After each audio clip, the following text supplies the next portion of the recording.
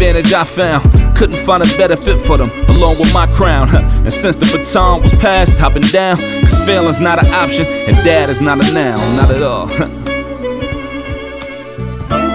Welcome to another episode of Dad is Not a Noun. My name is Ishmael, changing the narrative for men of color fatherhood, as well as changing the narrative on the things I care about. And today, what I want to talk about is the situation that's going on in the Middle East. We have the situation with Israel and Palestine. To me personally, what's missing from this conversation is the humanization of the people of Palestine. And I can't imagine being a dad, going through the rubble, looking for your kids, calling out for your kid, not hearing their voices. And so today, I'm truly honored to have a guest on to talk about how and why are we in this situation today. Because everything has its context. And so I'm truly honored to have Dr. Zachary Foster with me. How you doing, sir? I'm doing well, and thanks so much for having me on. No problem at all. My first question to you, because I ask all my guests, because I'm all about mental health. How's your heart? It's been a tough month. I was in Israel, Palestine, just as things blew up. In fact, I was in Gaza the week before the Hamas attacks on October 7th. Was in Tel Aviv when rockets started falling down on that city. I have many friends in Palestine and in Israel. My family's Jewish, and so for all those reasons, I've had a very, very heavy heart over the past month. So thanks for asking about that. No problem. And thank you for sharing, because I want this conversation to be a place for people to be vulnerable, and I think that's important, especially as men of color, that we need a place to go to feel vulnerable. Um, just tell me a little bit of your credentials before we get deep into the conversation. Yeah, certainly. Like I said, I grew up in a Jewish environment, and so I went to Jewish schools and Jewish summer camps and Jewish youth groups, and so that got me really interested in Israel, and that led me to visit Israel many times, and in the course of many visits, grew more interested in Palestine and the Palestinians and in Arabic, which led me to do graduate studies, first in Arab studies at Georgetown, and then did a PhD at Princeton in Near Eastern Studies, focusing on Palestinian history. And since then, been writing about Palestine for many years, producing videos about Palestine for many years, and so I'm just an observer of the situation, like anyone else, and trying to help people understand the historical context to the current situation. And talk about, because you had your dissertation, the invention of Palestine. Talk about that a little bit. Yeah, so Palestine is an idea in our heads. It's not a physical or chemical reality in the real world. What do I mean by that? If you're a chemist, you can't understand what Palestine is. If you're a biologist or a physicist, Palestine doesn't have any physical or chemical manifestations. It's just an idea, and so historians can study Palestine. Social scientists can study Palestine. Humanists can study Palestine, and so that's what I did. And with my goal being to understand when people in history use this term, when they called the place Palestine, and when did they identify as Palestinian. And so my dissertation is really a bird's eye view of those, trying to answer those questions. And so I start in the ancient Near East, when the word Palestine first enters the historical record, first with Egyptian hieroglyphic sources, and then Assyrian sources, and of course in the biblical sources, and then how the name Palestine goes from the ancient world to the Greek world, and then from the Greek world to the Roman world, and then the Byzantine world, and then the Arab world, and then from Arabic goes into all the modern Eastern and Western languages that we have today. And so it's really trying to trace that evolution of the name Palestine, but also the idea of Palestine. Like, what did people think about it? What were its borders? Did they care about it? Did they write histories about it? Did they write geographies about it? And really, my focus is starting with the Islamic conquest in the 7th century, trying to understand what was the role of Palestine in the early Islamic period, and then what happened to Palestine over the course of the millennium, from the 10th century when Palestine fell out of use at the administrative level to the 20th century when it came back into use with the British Mandate for Palestine in the 1920s. And really trying to understand what happened to this term over the course of those 1,000 years, who used it, in what context, where, when, and why. And then ultimately, I would say the focus is really, in the 19th century when Palestine gets popular again in the Middle East, and you start to see many history and geography books written about Palestine. And then in the late 19th century, when Arabs in Palestine start to identify again as Palestinian, and then trying to explain how that new identity, the Palestinian identity, how it spreads in the early 20th century. And I end my story in 1948. And really, so I would say it's really a bird's eye view, trying to understand kind of the evolution of the idea of Palestine, as well as the origins and development of a Palestinian identity. And I think that's the important thing is like how you marriage the two of identity and land. And through identity and land, give birth to language, culture, music, food. Can you kind of give us an insight of that time when it comes to culture around that time? Yeah, so I think that what I'm trying to do with my study of a Palestinian identity is really trying to understand what distinguishes a Palestinian identity from these other identities that existed in Palestine before it, right? Because of course people had identities in Palestine before they were calling themselves Palestinians. They were calling themselves, Jerusalemites and Japhans and Gazans. So they had city-based identities. They identified strongly with their families. So the Khalidis or the Nablusis or the Husseinis, or the Nimrs. So you have all these, or the Zaydanis, right? So you have all these family identities. Then, of course, you have religious identities: Jewish, Muslim, Christian. So really, what I'm trying to do in my study of a Palestinian identity is ask myself, what differentiates a Palestinian from a city identity, or an ethnic identity like Arab, or a family identity, or a religious identity.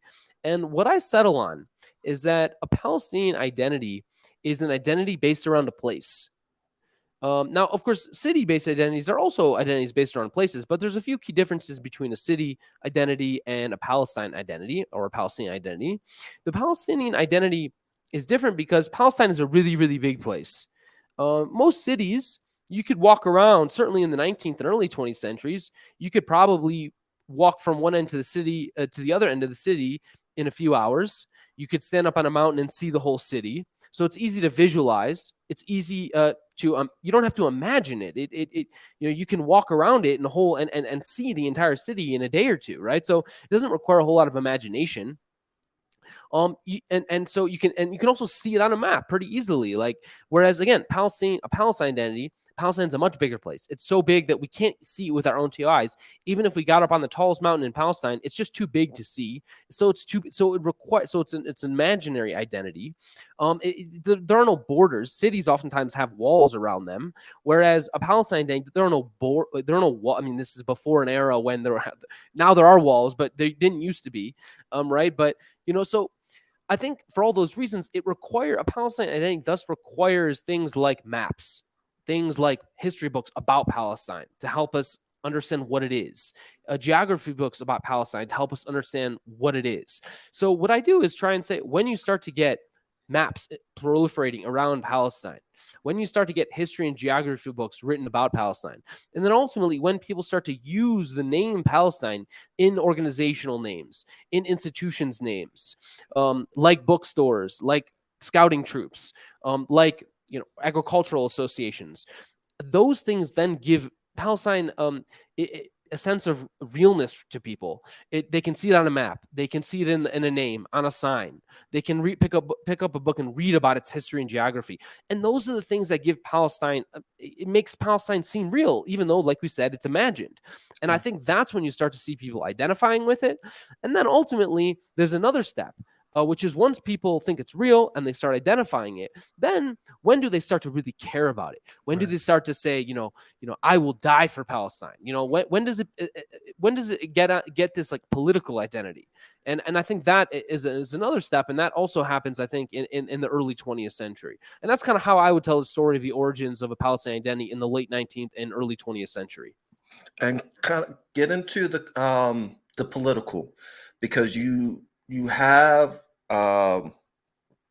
people that want their own state, right? Because before that, I think the first Arab state was Syria. I could be wrong, right? Or am I right?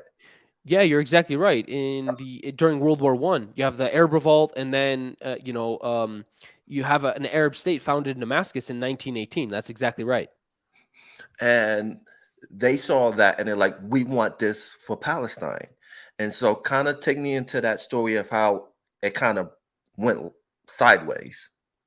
Yeah. So the Ottoman Empire is a multi-ethnic empire. It's a multi-religious empire, and it's governing over what is today Turkey, Syria, Lebanon, Jordan, Israel, Palestine. It's governing over the Gulf, what is today Saudi Arabia and Iraq, and as far as Yemen.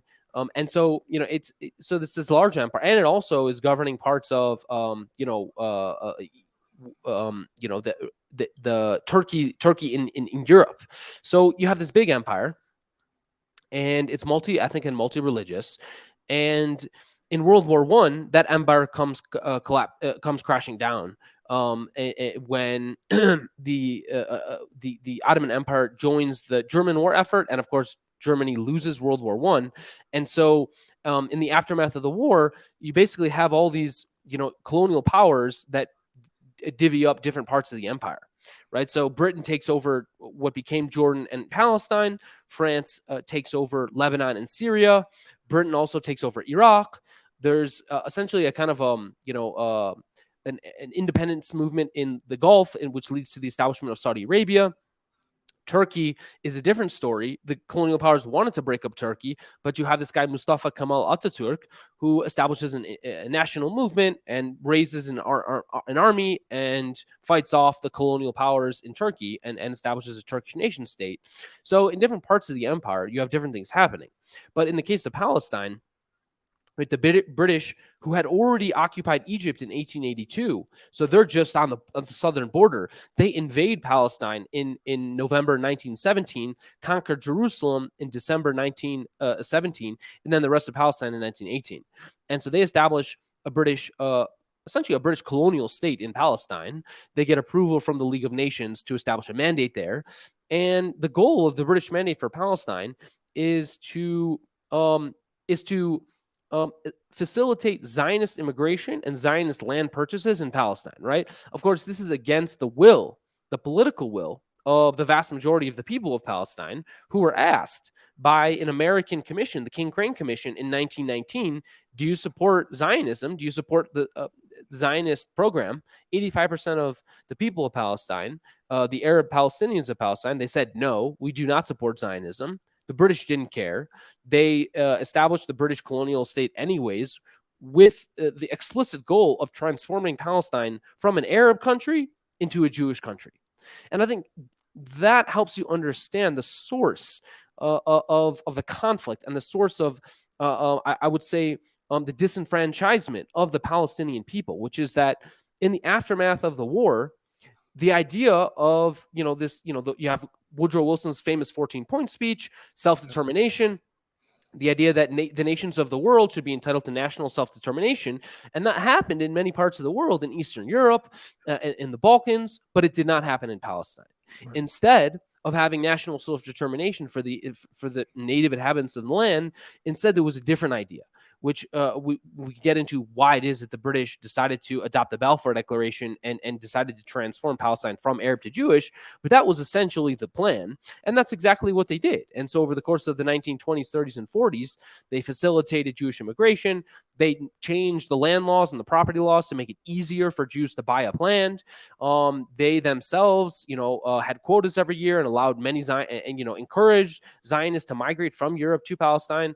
And so I think ultimately that is kind of the history that helps you understand the source of Palestinian disenfranchisement from the 1920s to the 1940s. And I think that's an important thing because I think it gives it context, as well as when you think about Europe, it was a lot of anti-Semitism in Europe around that time. And so this was their way to drive a lot of Jewish born in Europe out of Europe. And so I could be wrong, but they had three choices. It was Uganda, Argentina, and Palestine. Those were the three locations, and the choice was Palestine because of historical, a religious historical background of it. Yeah, that's exactly right. And in the in the late 19th century, many Zionist thinkers in Europe were debating where to establish this Jewish state. Right, because recall that Zionism is a European movement, primarily in the first decade or two, and all of these European Jews are asking themselves, okay, we want to establish a Jewish state. That much we're sure of. Where should we establish it? And there were some of these proposals, like Uganda, like Argentina, right? Very quickly, though, the consensus was Palestine for the reasons you stated, right? There was no other place in the world where you could actually compel Jews to move to, where you could convince them to pack up their belongings and move to. Palestine was the obvious choice. And so, yeah, that is ultimately what they settled on, and where Jews started to move to in larger and larger numbers in the 20th century. And get into like when did the early phases of the dehumanization of Palestinian begin? Because I think that plays an important role in the conversation. Because at the end of the day, it's not about religion; it's about land. It's like who deserved to be on the land. Do Palestinians that's been there 75 years or longer than that, do they have the right to the land as their Jewish neighbors? Yeah, so the way I would tell that story would be that, like we said, they um, the British mandate for Palestine was fundamentally anti-democratic because it rejected the political will of the overwhelming majority. We're talking 85-90% of the population. And so over the course of the next 20, 30 years, from the 1920s to the 1940s, the demographic character of Palestine is changing. And by 1948, Palestine is no longer 90% Palestinian Arab. It's only 2/3 Palestinian Arab, 1/3 Jewish. And then the British decide to abandon Palestine, as they decided to abandon all their colonies around the world. And all of a sudden, and so obviously a war breaks out, right? Because these two communities had been essentially at war for the past already decade or two. And so war breaks out in Palestine. And over the course of that war, from, let's call it, late 1947 until late 1948, Zionist forces expel something like 750,000 Palestinians. Now, when I say expel, what I really mean is that after the war, they didn't let any of them come back home. Right. Because there were many reasons why Palestinians left their homes during the war. In many cases, there were, many, I would say hundreds of thousands were in fact expelled by gunpoint, especially in places like Ramla and Lod, along the coast in places like Tantura, and then in the Galilee. Many villages in the Galilee were depopulated. And so there were many forceful expulsions, but there were also many hundreds of thousands of Palestinians who left their homes for the reasons everyone is going to leave their homes during a wartime, because no one wants to get caught in the crossfire. There's shortages of food. There's violence. And so you leave, and then you come back at the end of the war. And by the way, many tried to come back at the end of the war. In fact, in just a year or two after the war, in 1949 and 1950, many thousands, if not tens of thousands, of Palestinians who wound up as refugees in places like Gaza and the West Bank and in Lebanon. They tried coming back to their homes, to reclaim property, to see family, to harvest crops. And in just a year and a half after the war, Israeli forces killed more than 1,000 defenseless, unarmed Palestinians trying to return. So when I say they expelled 750,000 Palestinians, what I really mean is they didn't let any of them come back home after the war. And so I think that's really, when talking about, Palestinian history and trying to understand sort of the source and the origins of today's fighting in Gaza and in Israel, in southern Israel, I think you have to understand that the 2/3 of the population of Palestine was expelled and was really ethnically cleansed from their homes in 1948. And that is kind of really, I would say, the starting point of the modern conflict over Palestine, which is you have all these Palestinian refugees who are being denied the right to come home. And lo and behold, what do you know? Some of them pick up arms to fight for that right, because they did not believe they lost the legitimate right to live in Palestine just because they were violently ethnically cleansed from it.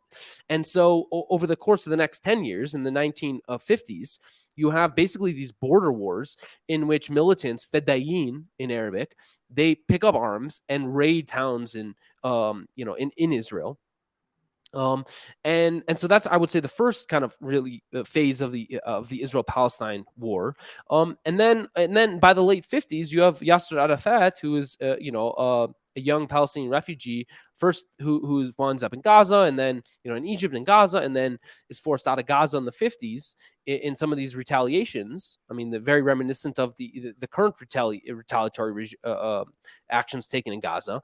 But he winds up in the Gulf and founds an organization called Fatah in 1959. And that organization becomes Israel's most formidable adversary for 4 decades. Right. So you have these Palestinian groups in exile, like the PLO that's founded in 1964, like PFLP, like DFLP, and they're carrying out attacks on Israeli targets inside Israel as well as in Europe for many decades.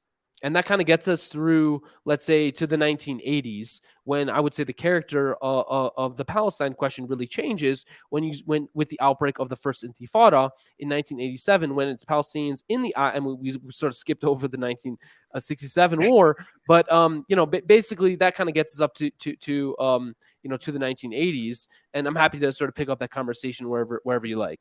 No, go to the 19 that was it, the 6-Day War at 67. Yeah, go. Give me a kind of our listeners a little landscape of that, because I think that plays a critical role in the current situation we're in. Yeah, exactly. So like I was saying, you have all of these militant groups in exile, like the PLO, like PFLP and DFLP. They're all carrying out attacks against Israel, and Israel is obviously retaliating against them in Jordan, and Lebanon. But at the same time, in 1967, Israel conquers the West Bank and Gaza and occupies and has been occupying those territories ever since 1967, so for 56 years. And during the first 20 years of Israel's occupation of those territories, it kills something like 630 Palestinians, so about 32 Palestinians every year for 20 years, right? This is before Hamas. This is before there are rockets flying into Israel. This is before there are any terrorist organizations in the occupied territories. Israel is militarily occupying Gaza and the West Bank. And so we're talking regular land confiscations, regular home demolitions, political arrest, checkpoints, fines. It's a brutal military regime, right? It's like the people in Gaza and the West Bank are being controlled by a government that they don't have any say in. They're not allowed to vote for the people that control their lives. And eventually what happens after 20 years of this is an outbreak, is a revolt, a nonviolent revolt. In 1987, you get a Israeli truck driver that kills 4 Palestinians in Gaza. And this is the spark that explodes, that leads to this explosion known as the first uprising, the first Intifada, in which over the course of the next 4, 5, 6 years, Israel slaughters 1,200 Palestinians, and Palestinians in response kill something like 150 Israelis, mostly soldiers. Whereas, of course, most of the Palestinian casualties are civilians, most of them children. And so, and during the first year of that uprising, from the late 1987 to 1988, Israel kills 140 something Palestinians in Gaza and suffers 0 casualties, right? So it's a nonviolent protest, mostly kids throwing stones at tanks, and Israelis with M16s who fire back with lethal force and kill, like I said, 140 Palestinians in the first year. And I think this grotesque violence, brutality, especially again against children, especially against unarmed children, especially against young children. In fact, Yitzhak Rabin, then defense minister of Israel in the late 1980s, gave an order. and he told his soldiers, break the bones of the Palestinian kids. Wow. And about 20% of the kids who had their bones broken were under the age of 5. Wow. You had 4 and 5-year-old kids getting their bones broken by Israeli soldiers. And I think it's this brutality that leads to the transition of this previously what was an Islamic charity known as Al-Mujamma al-Islami. It transitions from a charity organization which had previously focused on funding orphanages and after-school programs and religious preaching and social services. It transitions from a charity to a militant organization and becomes what we now know as Hamas, the organization that carried out the attacks on October 7th. But I think it's that violence in the first Intifada that radicalizes them. And so the first attack they carry out on on an Israeli military target is 1989.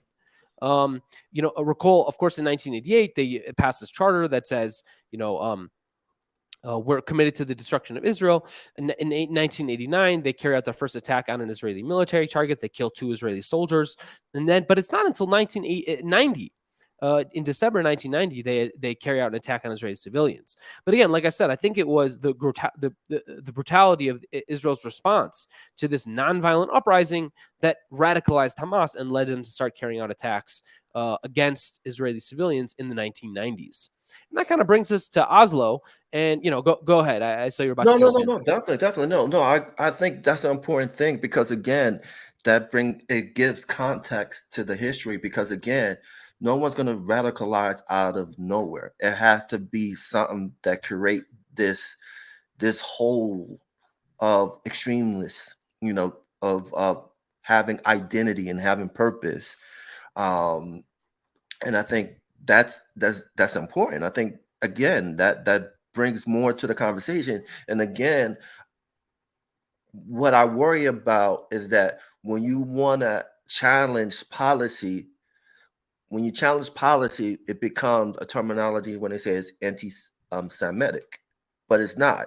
You're not saying the people of Israel. It's just the people in power that's making the decisions that's impacting the people in Israel as well as the people in Palestine. Yeah, it's really unfortunate that these accusations of anti-Semitism are thrown around so much. In fact, there's a concerted effort to conflate criticism of Israel with anti-Semitism. You have an organization called the IHRA, the International Holocaust Remembrance Association, I believe. And they put out this definition of anti-Semitism. And they're trying to get governments and universities and institutions around the world to adopt this definition, to make it a legal definition. Which, again, if you look at the definition of anti-Semitism, it's like you can't say all these things about Israel, And I'm like, wait, hold on one sec.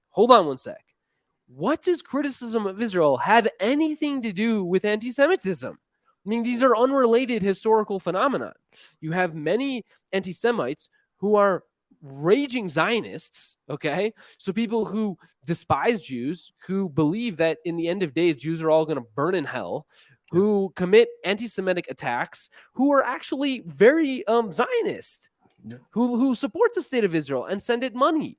And this is, by the way, honestly, what I would describe as the largest, I would say Israel's greatest support in the United States comes from this community, the evangelical community in the United States. Now, of course, I'm not saying all evangelicals are anti-Semites, certainly not.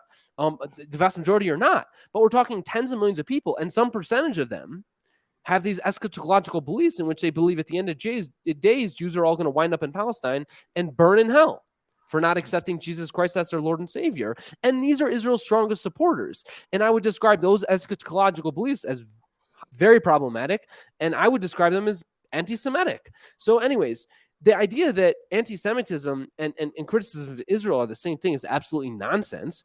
At the same time as that you have all these Zionist anti-Semites, you also have many, many Jewish anti-Zionists, among whom I would describe myself among them.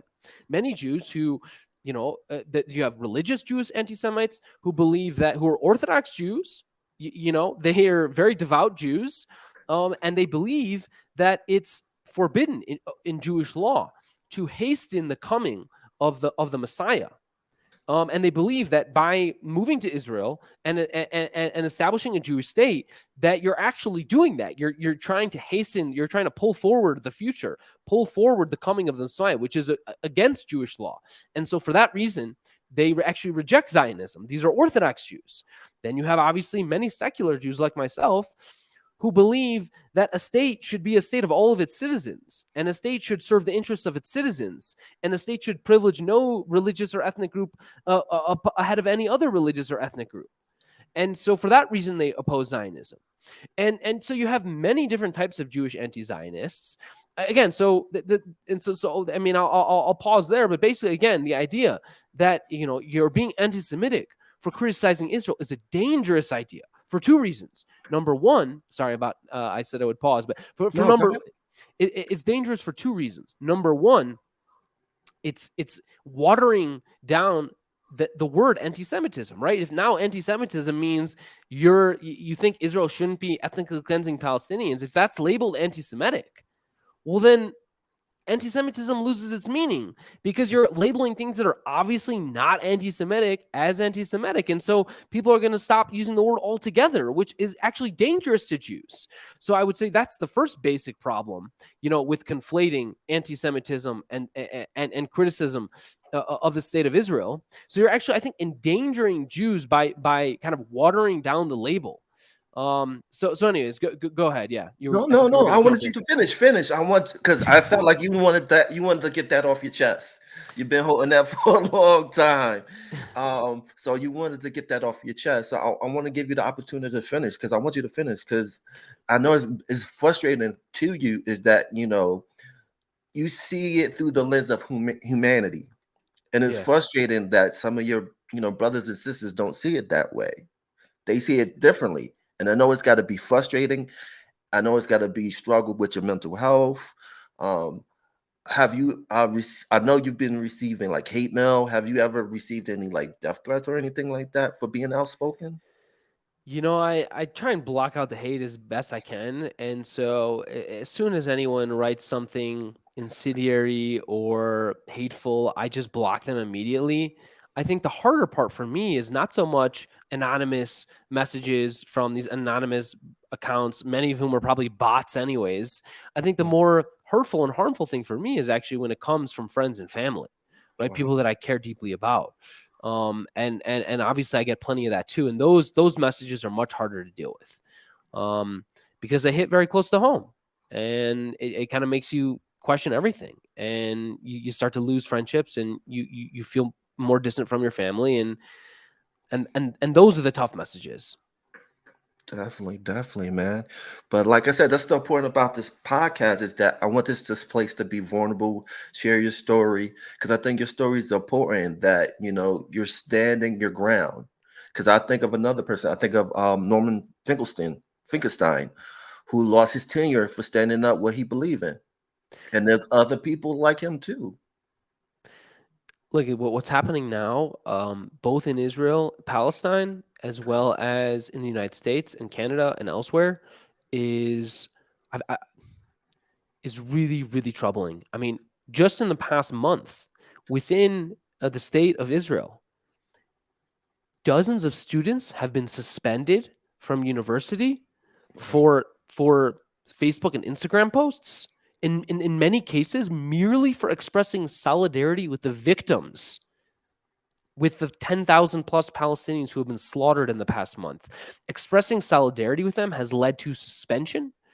I believe more than 80 Palestinians have been fired from their jobs in Israel, Palestine, again, for social media posts, most of them totally benign, most of them expressing solidarity with victims, in some cases posting Islamic messages of love, totally, without even mentioning anything about the violence. So we're talking about a draconian policy and a police state that is going at you. You saw videos in places like East Jerusalem of Israeli police walking into stores, grabbing cell phones of Palestinians, saying, open up your phone, open up your Facebook or Instagram account. I want to see what you've liked. Forgetting about what you're posting, I want to see what posts you've liked. That is the level of, I would say, police brutality and surveillance that is now happening in Israel and Palestine, and the same is happening in the United States, maybe to a lesser extent. But we have many reported cases of people losing their jobs, of being fired, of feeling a pressure to toe a certain line, and it's incredibly troubling and incredibly worrying. And look, I've been very fortunate. I haven't had to deal with that. But what I will say, though, is after having just returned from a Middle East Studies conference over the past few days, I cannot tell you how many friends and how many colleagues have expressed to me tremendous gratitude that I'm speaking out because they don't feel like they're able to. Because being in a university environment, not having tenure, maybe you're a grad student, maybe you're a professor without tenure, you're a visiting assistant professor, you're a postdoc, whatever you are, many people are worried and afraid to speak out. And in part because of what we just discussed, that they feel that they're going to be accused of being anti-Semitic. You have no idea how many friends and how many colleagues have told me, I agree with you. I want to be more outspoken than I am, but I'm afraid, especially as a Muslim or as an Arab or as a Palestinian, I am afraid that I'm going to face retaliation if I speak out. And it's incredibly worrying. And it is. And going back to when you dehumanize the group, you have policies put in place. Because I don't know if you read just recently that Republican, what's his name, Robert Zink proposed a bill. I'll bring it up to you. Let's see.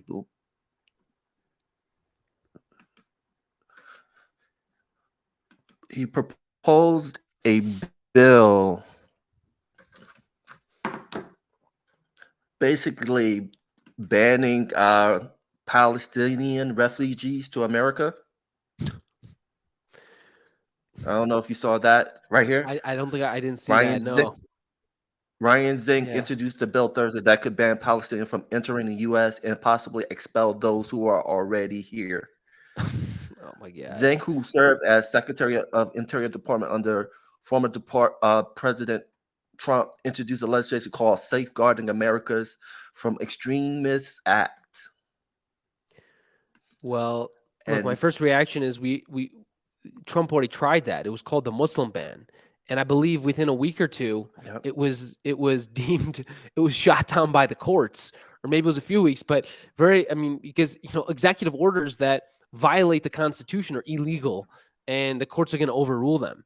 And that's exactly what happened with the Muslim ban. And so it was reframed as, so they got rid of the Muslim language. I think they included, was it some African country outside of the Muslim world or whatever, just to try and reframe it so it's not like obviously targeting a specific religious ethnic group.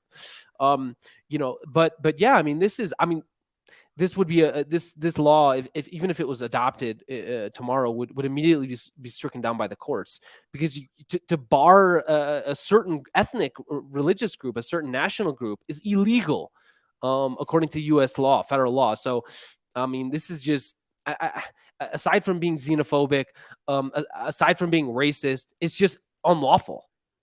No, I agree. And the crazy thing about it is that most people can't tell the difference between a Jewish person and a person from Palestine. If you think about it, there's no difference really. If you think about it, if you had them side to side, no one honestly couldn't tell the difference.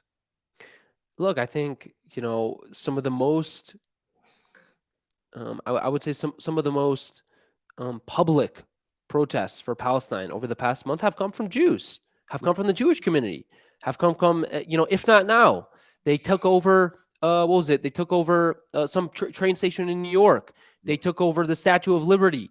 They took over train stations in Philadelphia and DC. Jews have been some of the most outspoken in terms of their protests and in terms of taking over public squares and public spaces thus far. And I don't think that's a coincidence. I think it's because Jews have experienced ethnic cleansing and genocide before. We know what it's like. Our grandfathers and grandmothers have told us the stories. So we are aware of what oppression is like. And we don't stand for it, especially when it's coming from a state that claims to represent us. No, that's so true, man. But What's crazy too, when we go back to the dehumanization of Palestinian, is one thing is that to dehumanize a group, you have to erase any contribution that they made to that part of the world. Can you talk about some of the contribution? Because that's the one thing is when you look up, you rarely hear of Palestinian artists, singers, poets, scholars around that time. Yeah, it's a great question. I think for many decades now, there has been a concerted effort to delete the idea of Palestine and the idea of the Palestinian people uh, from view. And you have, for many years now, for many decades now, this desire, again, to claim that there was no such thing as a Palestinian. This dates back to Golda Meir in the 1960s and 70s. You had many scholars like Bernard Lewis, like Daniel Pipes, and even much more respectable scholars than that, historians, pick up this propaganda a piece of I would say Israeli propaganda, Zionist propaganda that basically says, look, these people, they didn't have a national identity. They called themselves Arabs. In fact, they actually called themselves Syrians. They actually identified with Syria, which is just a myth. And so there's this effort to undermine their connection to Palestine, to claim that they were just like all the other Arabs in all the other countries.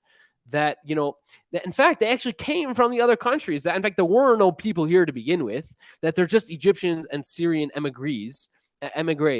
So this is one way that I think Palestinians are dehumanized, is that their very identity is under threat, is constantly challenged.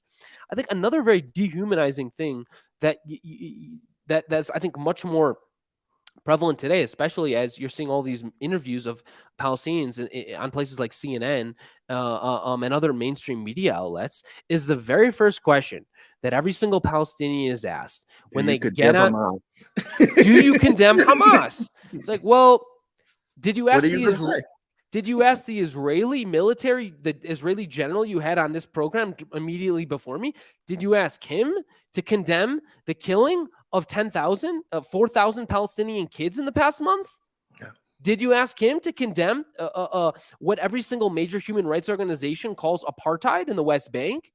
Did you ask him, to condemn Israel's 5 wars it's waged on Gaza over the past 16 years, and the illegal blockade and siege that Israel has waged on Gaza for 16 years, in which it's collectively punishing 2 million people, preventing 2 million innocent people from living normal lives, forcing 80% of them to live on food handouts, forcing 50% of them to forego medical care because they need enough money for food? Yeah. Did you ask the Israeli general to condemn that? Of course you didn't. But the Palestinian gets up and he or she is demanded to condemn Hamas. So it's just a double standard, which, again, dehumanizes Palestinians. It's like, should I condemn Hamas before or after Israel drops a bomb on my house, kills my family, and destroys my home? Should I condemn Hamas before or after you wipe Gaza off the face of the earth, where you create 1.5 million refugees? There are more refugees created in the past 4 weeks than in many other wars. You have more kids died and have been slaughtered. More Gazan Palestinian kids have been slaughtered in the past month than in the entire Ukraine war over the past year and a half. So but again, that's another thing that Palestinians are dehumanized in. They're now being dehumanized by preventing them from even being allowed to protest. Yeah. You see all these protests around the world. Yeah. You have massive protests in Europe, in the United States, in Latin America, in Asia, in Africa. In Israel itself, it's illegal to protest in support of Gaza. Yeah. You can't even express your political view in the form of a demonstration in a country that claims to be a democracy. It's shameful, and it's dehumanizing. It is, and it's frustrating, and it makes you just think, what can people do? It's kind of helpless when at the end of the day, it's the people in power that makes those decisions. But in let's say there was an opportunity where there's a chance there could be peace, what do you think would be the best remedy for the Palestinian people as well as the Jewish people of Israel? Yeah, so I think, before that's a great question. And even before talking about peace, I think we need to first talk about ending war, which is, first of all, ending the aerial bombardment and the ground invasion of Gaza, which is leading to tremendous loss of life, and it's also lifting the siege and blockade, which is leading to people dying from dehydration in real time. I mean, I don't recall almost any other case in the world, even in some of the most horrific wars in Myanmar and in Eritrea, in in Ukraine, where people are dying of dehydration. I mean, have you ever recalled that happening in recent memory? Literally, people do not have enough water to drink. And the Okay, water so that they have is bad water. and then there's one, and Israel could solve that problem tomorrow. It could solve it right now. It's just flipping a switch. It's just allow people access to fresh drinking water.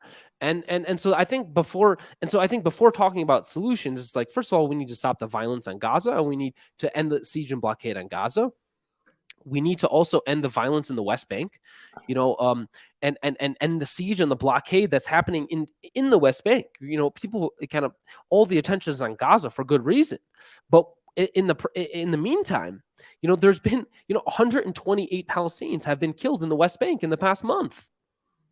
This was on the heels of the most violent year in Israel-Palestine in 20 years. Even before October 7th, you had more than 120 Palestinians that were already killed in the occupied territories.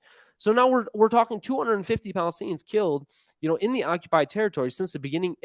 Mostly in the West Bank since the beginning of the year. So that violence needs to end, And then you have, in addition to that, something like almost 900 Palestinians have been ethnically cleansed from their homes in the past month. This was after a year in which I think almost 1,000 Palestinians had already been expelled from their homes in the West Bank in the past year before October 7th. So now we're up to 2,000 Palestinians who have been forcibly transferred from their homes by Israeli settlers and by the Israeli military in the West Bank. So that needs to end. So I think, even before we get to talking about solutions, it's like, the aerial bombardment needs to end. The blockade and the siege need to end. The violence in the West Bank needs to end. The ethnic cleansing in the West Bank needs to end. So it's like, those things need to end. And then you can begin to talk about how to return to a political process in which Palestinians have a say in their political future. Because that's really the key problem here, right? It's that for 75 years, you've denied people the right to have a say in their political future. First, by expelling them from the country and preventing them from returning, and shooting at them if they tried to return.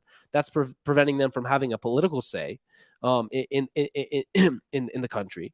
And then for 56 years, you prevented them from having a say in their political future by imposing a brutal military occupation on them. And so I think when thinking about solutions, the starting point needs to be Palestinians need to be at the table. Palestinians need to have a say in their political future. And there were some attempts at that. You had the Oslo process. You had Camp David. You had Taba. You had the Olmert offer. But all of those offers and all of those processes all existed within a single framework. And it's very easy. People make this out to be super complicated. It's actually not that complicated. Here's how the Oslo process worked and all the negotiations since then. It's within a framework in which Israel has total control, in which Israel maintains security control of all the land between the river and the sea. That is unchallenged. How can we allow Palestinians some amount of self-rule and some amount of autonomy within a framework within which Israel ultimately has veto power? And so if you understand that one principle, you really understand the history of the peace process between Israel and the Palestinians for the past 30 years. In other words, whenever there was a question whether or not Israel would make a sacrifice or make a concession that meant some amount of risk to its own security for the benefit of Palestinian democratization or Palestinian self-rule or Palestinian autonomy, Israel always chose its own security first. And so in a world where Israel is both party to the agreement, i.e., party to the Oslo agreement, but is also the enforcer of the agreement because it's the only sovereign between the river and the sea, guess what happens? Israel always is going to choose its own security over any kind of Palestinian self-rule. And so a process in which Palestinians are not subject to Israel's security needs, but are equal to Palestinians, that is a process that needs to take, that is the process that needs to take place, where Palestinians are equals in the process, not subservient to Israel's security needs. And the only way to ever make that happen is that you need a great power. And right now, there's only one great power in the world. That's the United States of America. You need a great power to come in and apply real pressure on Israel. Meaning, if you do not comply, if you not treat Palestinians equally and give them an equal seat at the table, we will end military aid. We will impose sanctions. We will prevent your leaders from ever traveling to the United States because they're we will, and then we will pursue Israeli and Hamas. We will pursue all war criminals at the ICC, and anyone who thinks they can commit war criminals will face accountability. So I think those are the things that need to happen. Now, I mean, you're probably at this point asking myself, well, that's all a pipe dream because, we literally have a president who's obviously not applying pressure on Israel, who's coming to Israel's defense as it slaughters Palestinians indiscriminately. So we're a long way from there. But I think what we can do here in the United States and what we can do abroad is build coalitions to pressure our politicians to understand that the solution to this conflict is not more violence. It's the violence that led us down this path in the first place. The solution is nonviolence. It's that Israel needs to stop the bombs. Israel needs to stop ethnically cleansing Palestinians in the West Bank. And if we don't apply pressure on Israel to do those things, then we're never going to have peace in the Middle East. I truly agree with you because I think the two-state solution died when the extremists assassinated Rabin. I think that was the end of the two-state solution. And so I agree with you that at the end of the day, the Palestinians should have a say of the political progression in the area. I think they should get restitution, especially for the Nakba and other atrocities. So they should get some form of restitution. I think the family should have the right to come back to their land, their home, if they choose to. And like I said, this is something easy. It's not hard. It's just, do we have the political will and determination to make it happen? And so, that's the big question. So my last question to you, for a lot of people who don't know what the Nakba is, talk about the Nakba. Yeah, so we talked about it a bit, right? So the Nakba refers, it's an Arabic word that means catastrophe. And it's used to refer to the 1948 war, during which something like 750,000 Palestinians were made refugees by the Zionist community in Palestine and then the state of Israel. And so I think what I would say about the Nakba today is that many Palestinians, and I think rightly so, talk about an ongoing Nakba, that it wasn't a catastrophe that happened once. It wasn't a single expulsion in 1948. It's an ongoing series of expulsions. I mean, even immediately after the 1948 war, in the 9 months from December 1948, when the war ended, until the following December. So for a full year after the war ended, Israel expelled Palestinians from another 36 Palestinian villages. And then it continued its policies in the 1970s and 80s of deporting Palestinians that it perceived to be threats. And then it's continuing those policies today. Over the past, like we said, over the past 2 years, you've had thousands of Palestinians be depopulated from their homes in the West Bank. And now you're seeing in Gaza, 1.5 million Palestinians have been displaced by this war, and the Israeli military put out a plan that got leaked a week or two ago, in which it calls for the ethnic cleansing of 100% of all people in Gaza, pushing them all to Sinai. So we're talking about a second Nakba on our hands. And so I think, really to understand the Nakba, you have to understand that it wasn't just a single ethnic cleansing operation in 1948, but it's been an ongoing campaign to depopulate Israel and Palestine of its Palestinian native inhabitants. Definitely. And I think before I end this amazing conversation, I think of the story of, I think the gentleman's name is Ahmad Alaki. I think he's a Palestinian journalist who lost 23 family members, and 14 of them were like nieces and nephews. And just the magnitude of that. Picture yourself in his position, um, losing generations of generations. Basically, those kids are not going to graduate from school, go to high school, go to college. They won't have their kids. So like he's a rare few people that have that name in his family. So if you're listening, I just want people just to recognize the impact that it's making on people's lives that live there, or people that lives abroad, but their families that's impacted every day. Like the journalist who lost uh his child and his daughter. So these are like stories that is impacting people's lives every day. Um, one UN um, reporter said it's a child graveyard there, Yeah. and this is the reality that we live in. So if you get anything from this amazing conversation, is that take the time and put yourself in their shoes, and then hopefully that kind of changes your perspective on things, because at the end of the day everyone has the right to live and enjoy life, and right now they're just in a massive graveyard of uncertainty. um Before we end, do you have any last words? I think I saw that statement, that UN statement, that Gaza has become a graveyard of children, and that broke my heart. And I just want to send my love and best wishes to everyone in Israel and Palestine, praying for peace and safety and security.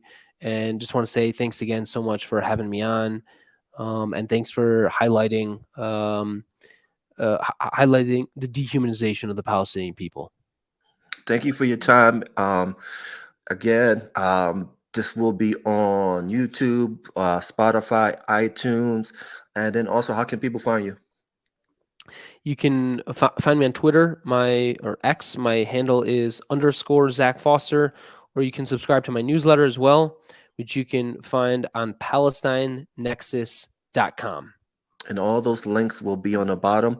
Again, this has been a great conversation. Good, uh, just a deep, important conversation that, you know, we need more of this, but we need more action. So again, Zach, thank you again, and we're out. Peace.